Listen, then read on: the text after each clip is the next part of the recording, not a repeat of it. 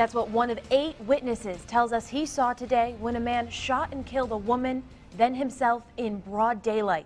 Police are calling it a murder-suicide and tell us they're investigating it as an act of domestic violence. Good evening, I'm Amanda Shivari. Geneva police responded to Exchange Street just before noon today and found 2 people with gunshot wounds. One was already dead. The other was pronounced dead at Geneva General Hospital. Nina Porciuncula has been in Geneva tracking this investigation all day. That's where she joins us now live.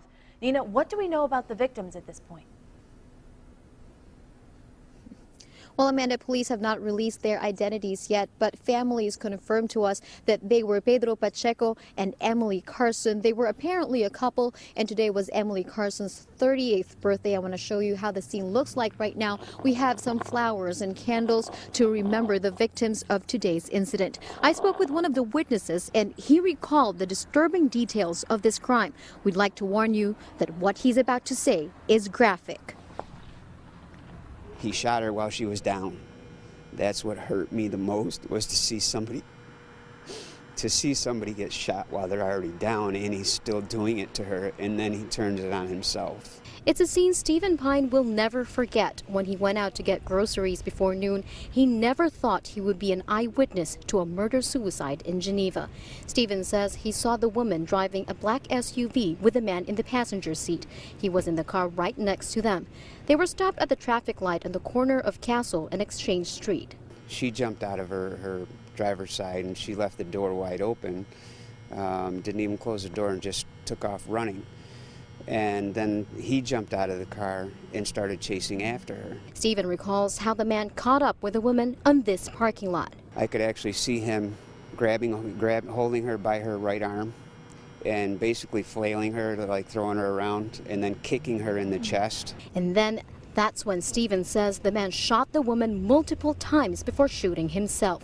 He called 911. When police arrived, the man was already dead. The woman was transported to Geneva General Hospital, where she was pronounced dead. Geneva Police Chief Jeffrey Trickler says the shooting started as a domestic dispute. My officers deal, unfortunately, with domestic violence on a daily basis, and it's sad to see when it results in such a tragic incident as this. And as police continue their investigation, witnesses like Stephen Pine will remember the chilling details of this crime. It was so traumatizing that I don't think I'll ever forget it.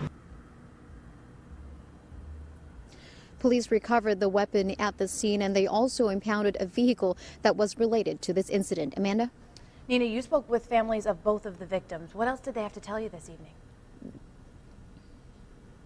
Well, family members of Pedro Pacheco said he has 2 kids from a previous relationship, but he and Emily Carson did not have any children together.